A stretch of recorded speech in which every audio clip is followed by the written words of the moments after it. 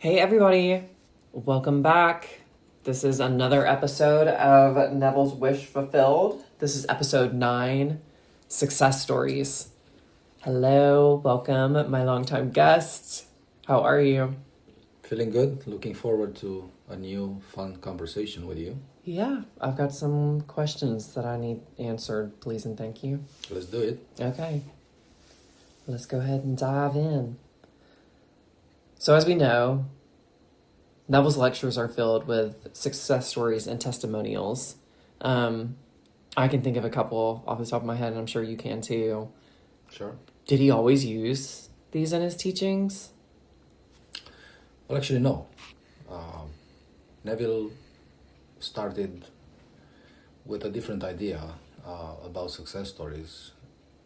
If you take, for example, "Feeling is the Secret" from 1944, in the preface, he specifically says that he wanted to avoid success stories Really?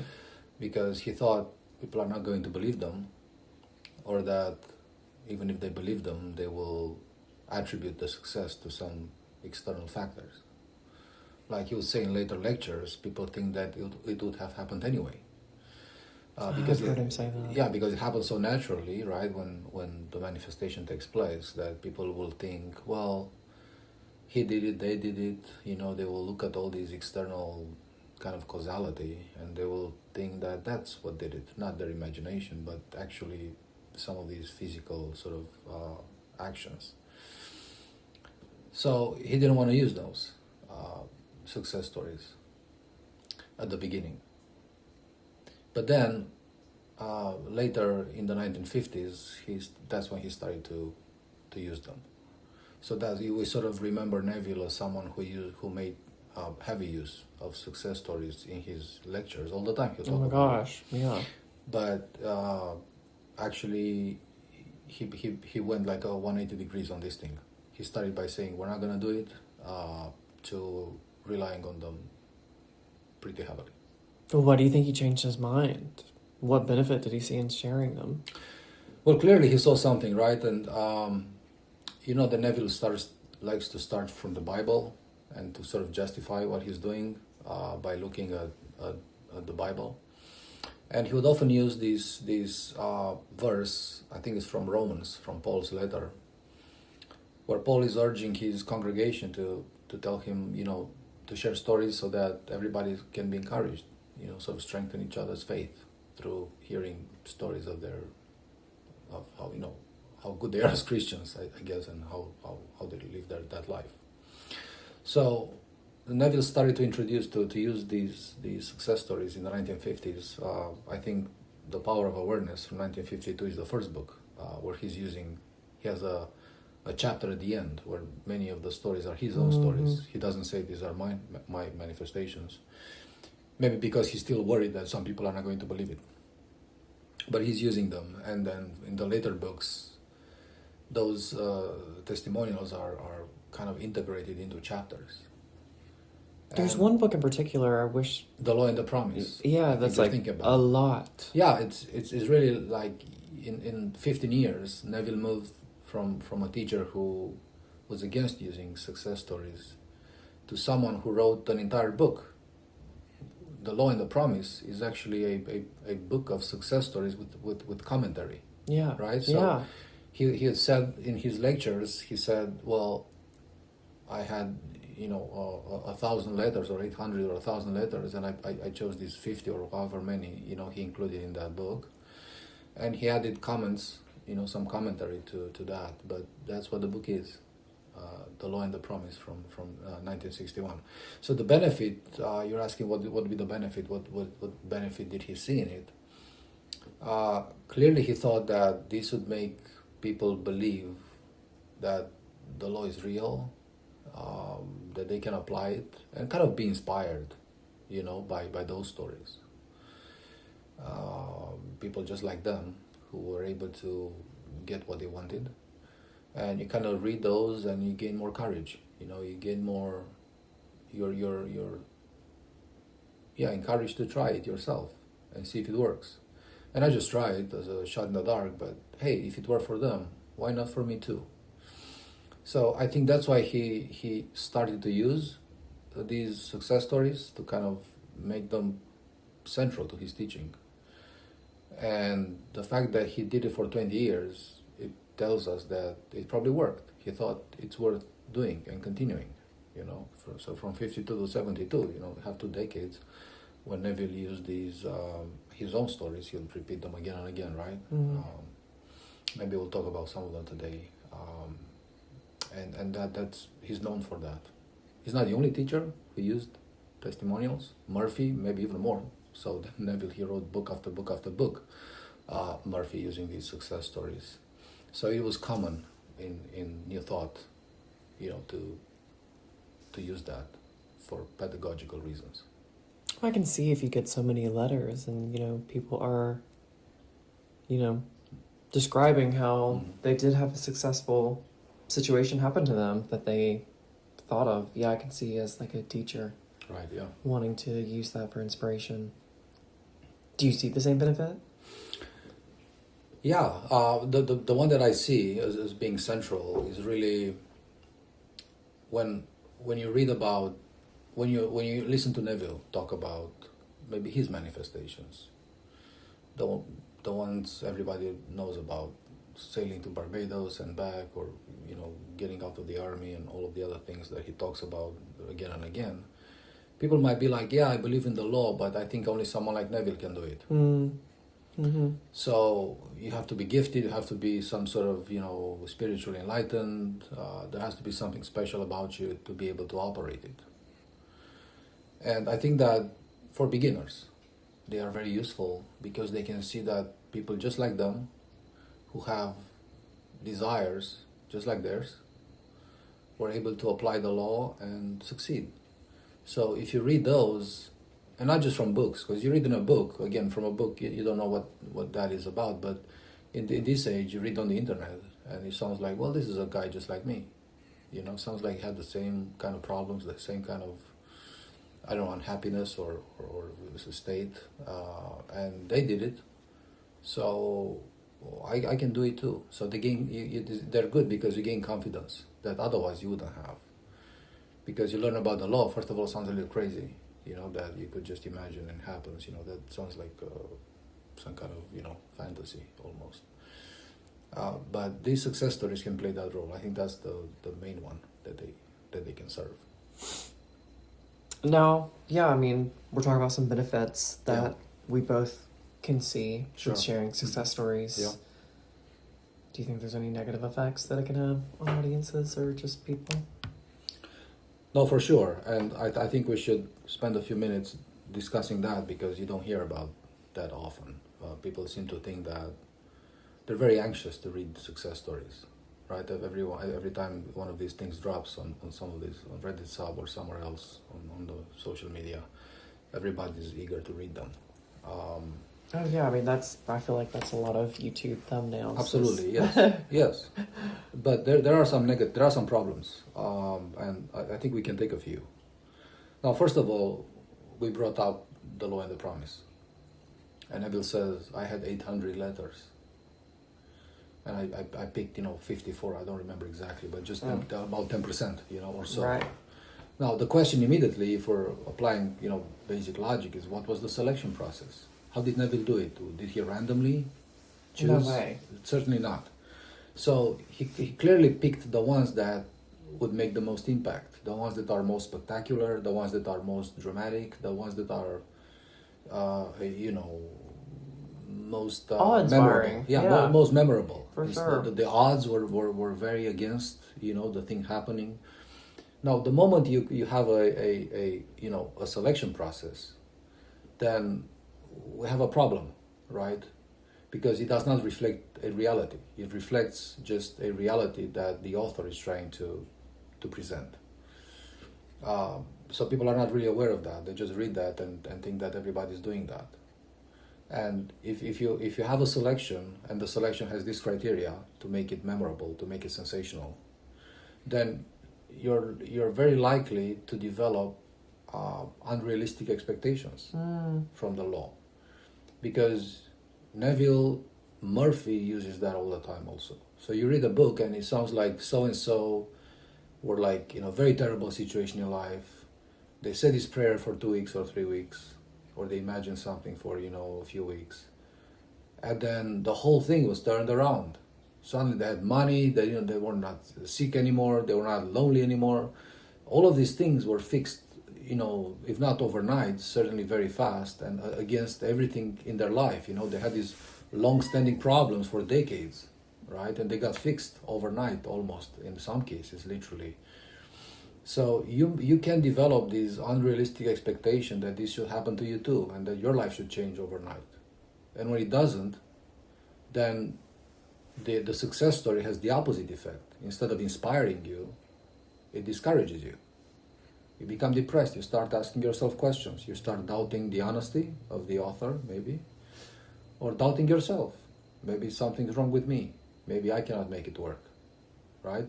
So instead of helping, the success story is hurting you. Again, because it's sort of creating this unrealistic expectation.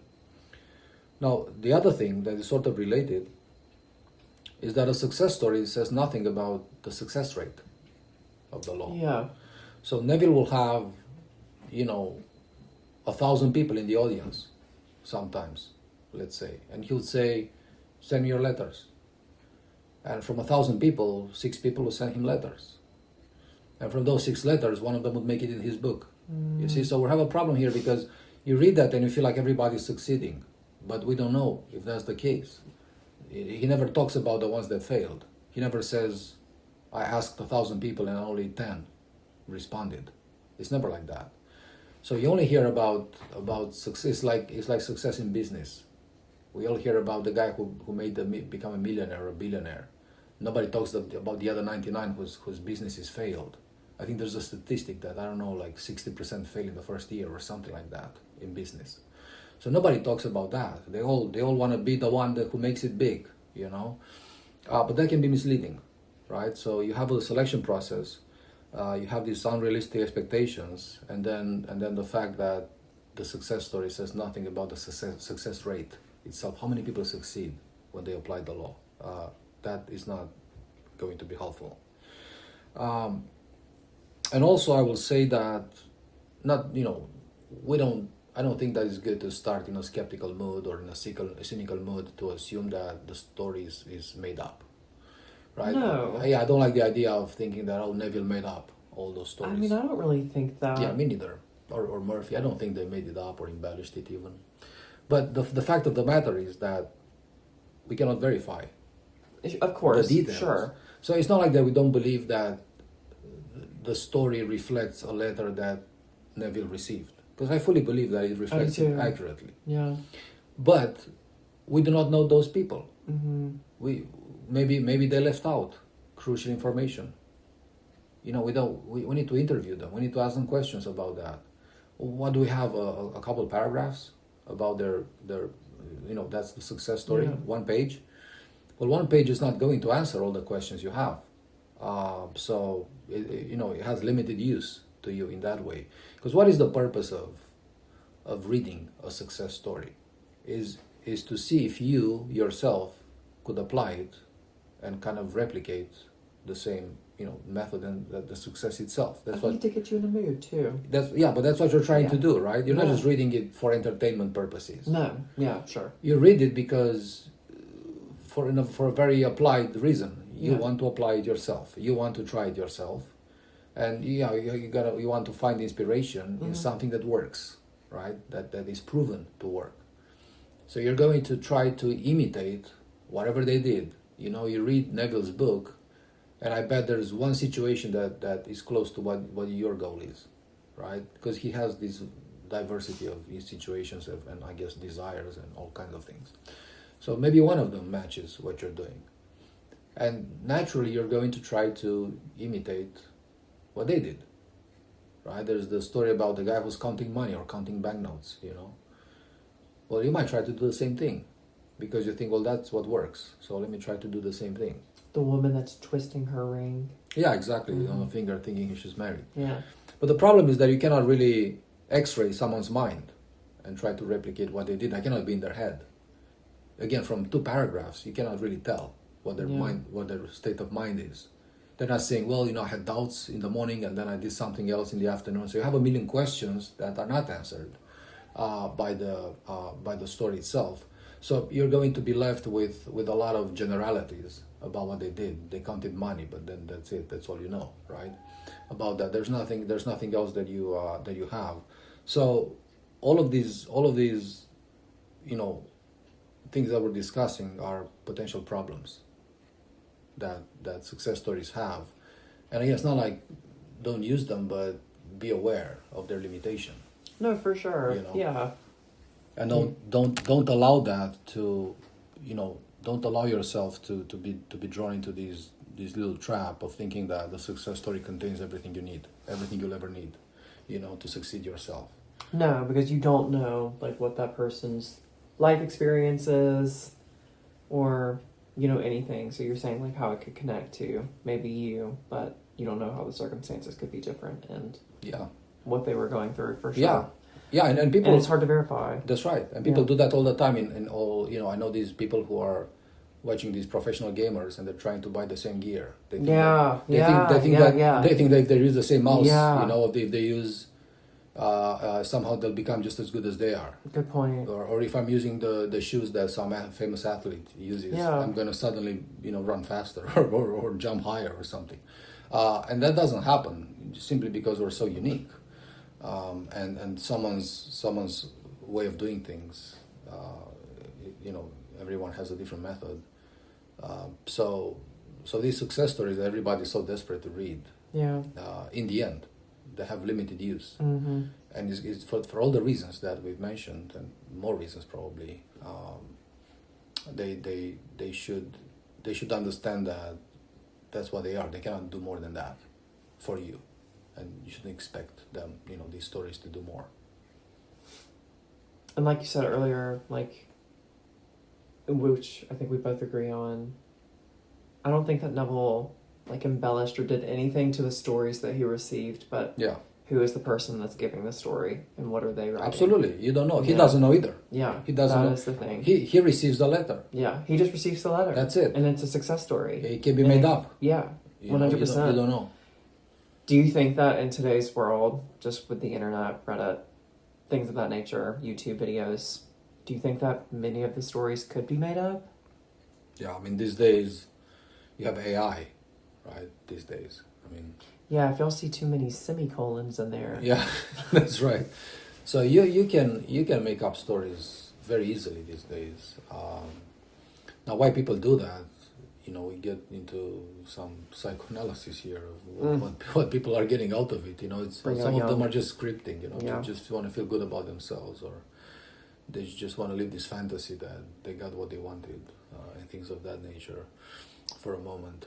But yeah, the danger is great because the stories, at least Neville had a method, right? There was some quality control, let's say. He knew those people personally. Yeah. So it's not like he's getting anonymous letters from people he's never seen before. Sure, because it could have been people that he met. Yeah, people who came to his lectures. Mm-hmm, all of at his lectures, or when he went and. How long did he have? What was his hours that he just imagined for people? Yeah, people coming in. He was in New York. Yeah. 5 hours a day or something. Yeah. Just imagine for people. Just to help them. Yeah, he knew so many people. Yeah. And I'm sure that he did that systematically, asking them to send them the result of their manifesting work. So he had a lot of stories, and he had some control in the sense that he knew who was trustworthy. He did an evaluation of his own, right? But again, these are people he knew. Now on the internet, you don't know them. Who are these people? You have no knowledge of who they are in terms of you don't know them personally. You cannot evaluate their honesty or their character in any way. So when someone just drops a success story on Reddit, it's up to you if you want to believe it or not. It's a very tricky thing.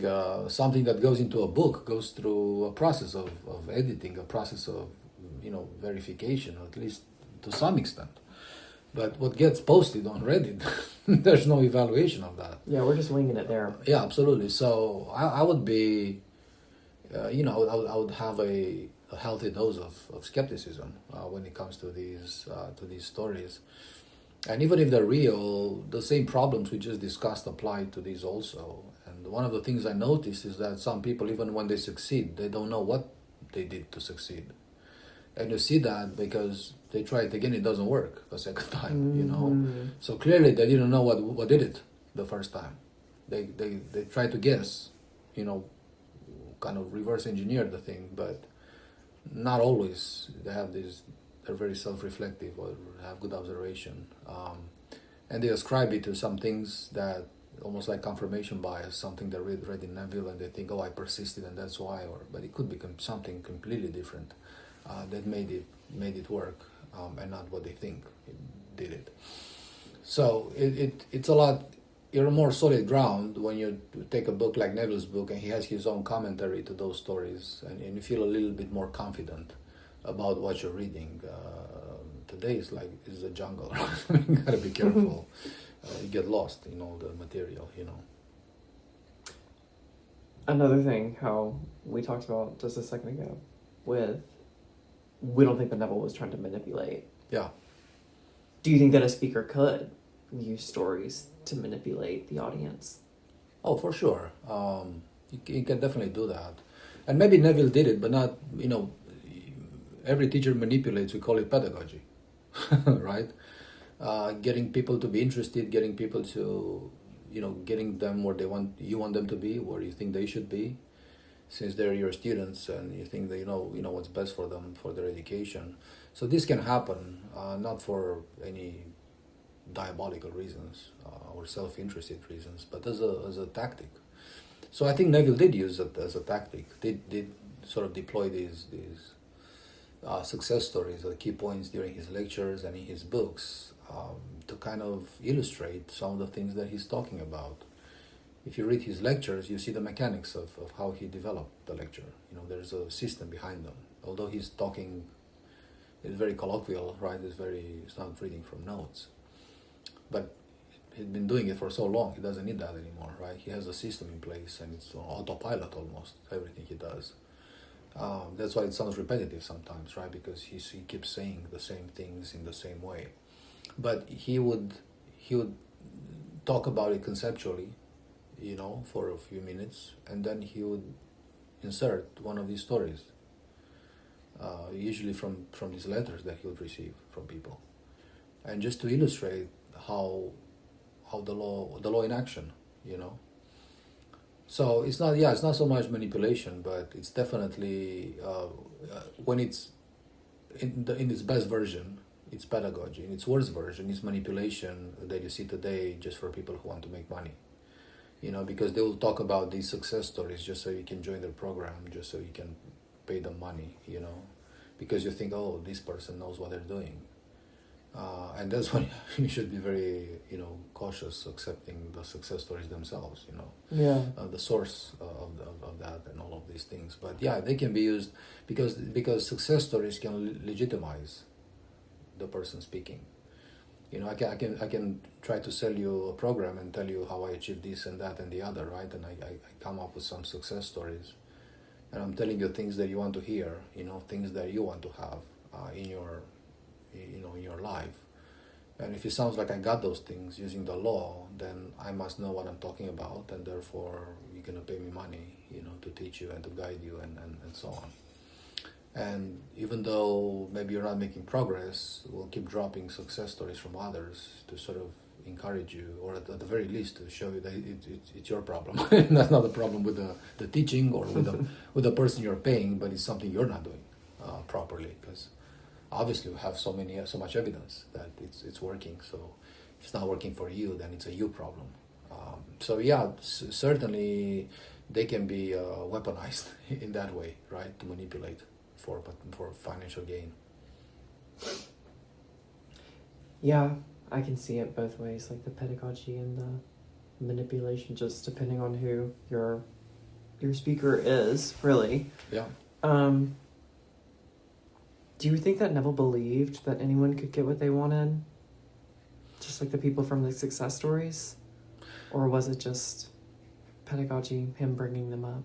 Yeah, I think it's still part of the pedagogy, because to go back to the previous point I made, Neville did a selection. Now he knew that you have thousands of people who come to your lectures, and only a few of them, a percentage of them, have success stories to report. Now you can always assume that some of them do not bother to tell you, but Yeah, you could definitely like you factor can those in. you can That's think definitely that the case. there must be a few who There must be. succeed but don't talk about it. Sure. But surely there must be many, and I'm sure there are many who told him, it's not working for me. I think that the majority probably is that way. Yeah, certainly he also received letters of the other kind. I think so. He's not going to publish those, right? No. But not everybody was happy, or was some were discouraged, right? Some were disappointed, and some would say, "Well, I'm imagining, and it's not working." He would even mention some of that, bring up sometimes. So first of all, he was aware of the fact itself that not everybody succeeded, and that alone would tell him that not everybody will succeed. Now, in a previous episode, we briefly mentioned free will, and how that works for Neville as well, and maybe we'll discuss it in more detail. But Neville also speaks about that in his lectures, and he says God plays all the parts. And how are you going to change the lines that you're given just because you don't like it, the role that you're given? You cannot change the play, he says. He doesn't talk about it often, because pedagogically it's not a smart thing to do. Mm-hmm. Now remember that Neville is teaching spirituality. He's not teaching material stuff. That's a mistake that people make because they want material things. Yeah, so that's all they see in Neville. He right? tied it in. Yeah. Just like Lester had to. Absolutely. So they see in Neville someone who's teaching them how to get things in the world. Get things. How to get money, how to get jobs, how to get a partner, how to get these things. But that's not what he's doing. Neville is doing that to bait them Exactly. into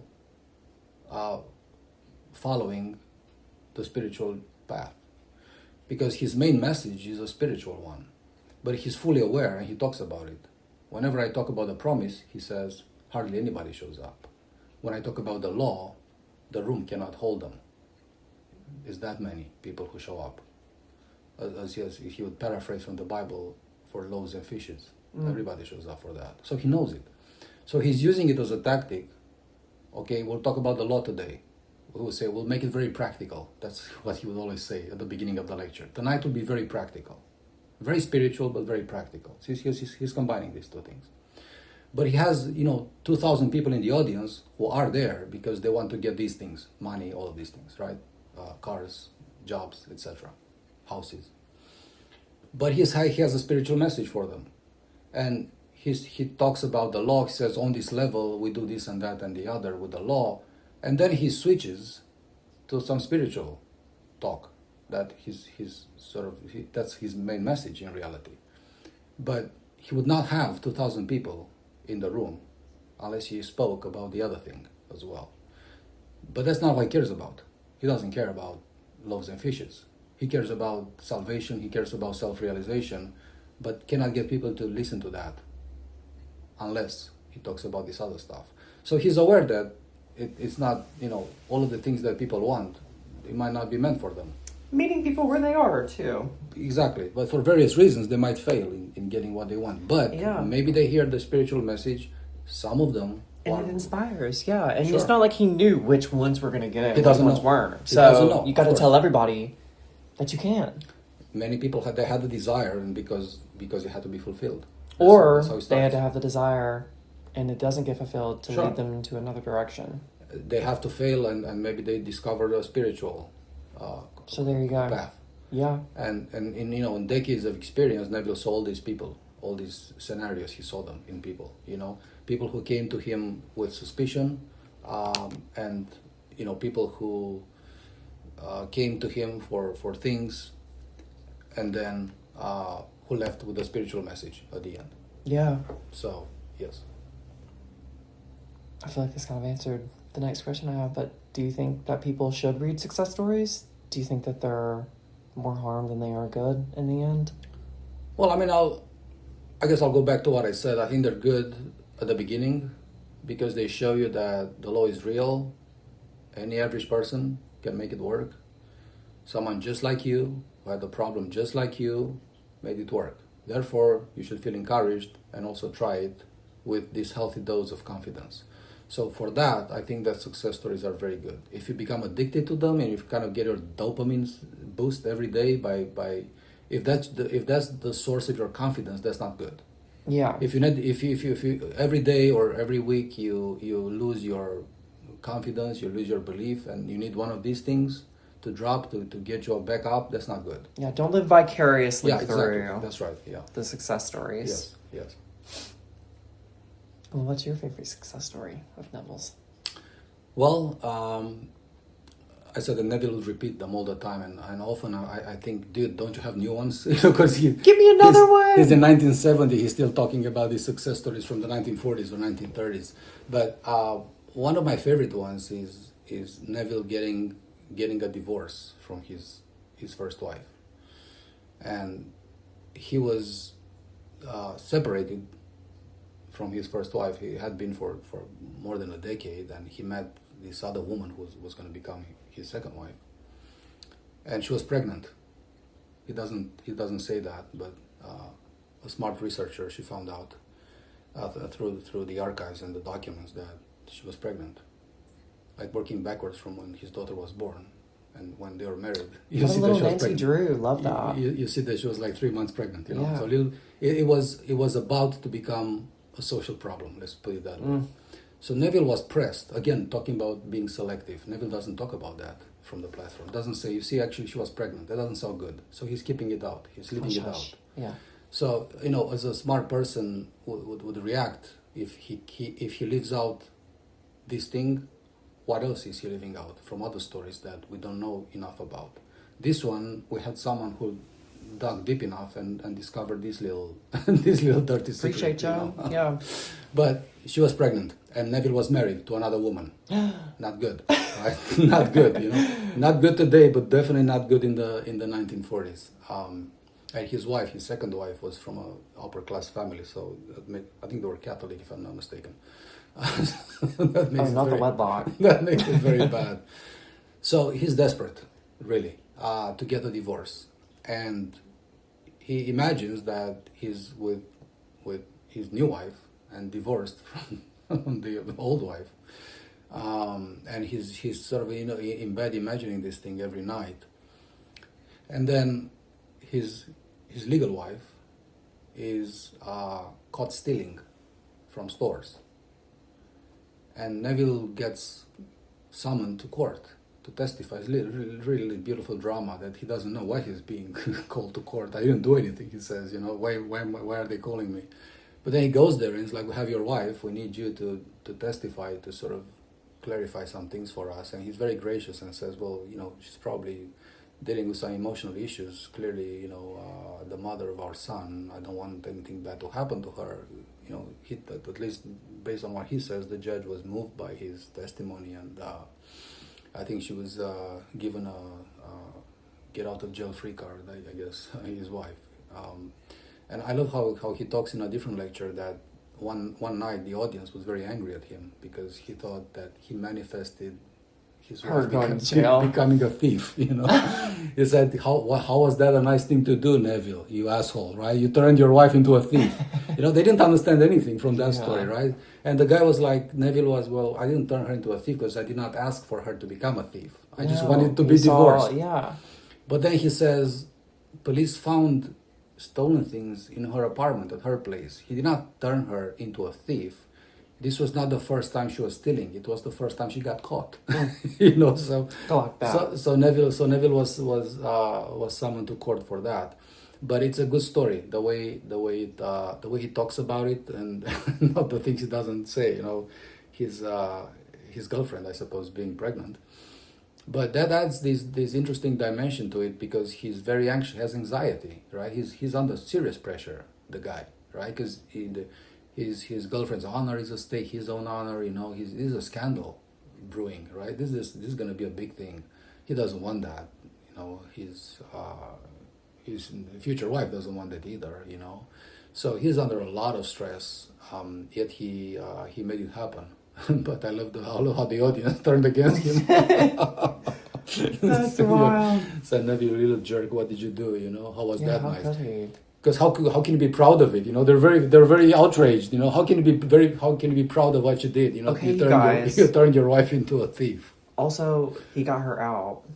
He did that. He did also. But yeah, that's I guess right now, if you ask me, that's my favorite one. What is your favorite one? If you have a favorite one. Well, I like him getting out of the army. That's another one under pressure, right? That's another under pressure. Under a lot of stress. Yeah, but you also have to think too, like, when did he get out? How long was he in there? Oh, 5 months. 5 months Probably, or something? Yeah, something like that, yeah. You gotta think he was probably manifesting this from the jump. Oh, he must have. From the beginning. It's another thing he leaves out, right? Probably so. There's no way you're... He just decided after 5 months, he was like, Yeah. I'm done. This is not for me. It took him 5 months to realize that army life is not for him. The war is not for him. Yeah, I think he Had to have been the entire time. Yeah. Yeah, but you see that only when he had that dream, Yeah. with that hand scratching disapproved and writing approved. That's when he got convinced. And it was after he had already spoken to that guy. Sure, yeah. Yeah. Yeah, because he got denied. He was denied. The first time. The request got denied. Yeah, that's a good story. Yeah. For sure it is. Yeah. And the guy changed his mind. And it's also documented. I mean, it was very... Yeah, I mean, that's like military documents. Absolutely. Sure, It's army paperwork. It's proven to be true. So the story is true. That he was honorably discharged. And he applied for that based on that decree, that he was 38 years old, and if the commanding officer would approve it, he would be honorably discharged. And his daughter was like 6 months old. Yeah, I mean, baby. can you blame the guy for wanting to be back home? Had no business being, in North Africa or the Pacific or somewhere else. He had a different destiny, teaching this thing, not fighting or shooting bullets. No. He had the baby theater to go through. Exactly. Not the Pacific theater. Not the Pacific theater, yeah. Ah, well, it was nice talking to you. Yeah, this was fun. Yeah, of course. And y'all, apologies if you hear my cat in the background again. Look, you can't stop a runaway train. We'll be back for episode 10. Do you have an idea of what episode 10 is going to be about? Is it 10? Going to be 10? This is 9, right? This is 9. Yeah. I think we said we're going to talk about manifesting love, maybe. Ooh. Okay. Another good one. Stay tuned. Stay tuned. Well, y'all know where to find us. Reddit, Discord. Check out the other episodes. If you want to get in contact with our special guest, you know where to find him again. Discord. That's where you can discuss things with him about his magic 5. All right. Well, have a nice night. Talk to you soon. Have a nice morning. Have a nice afternoon. We'll talk to you later. Bye-bye. Bye.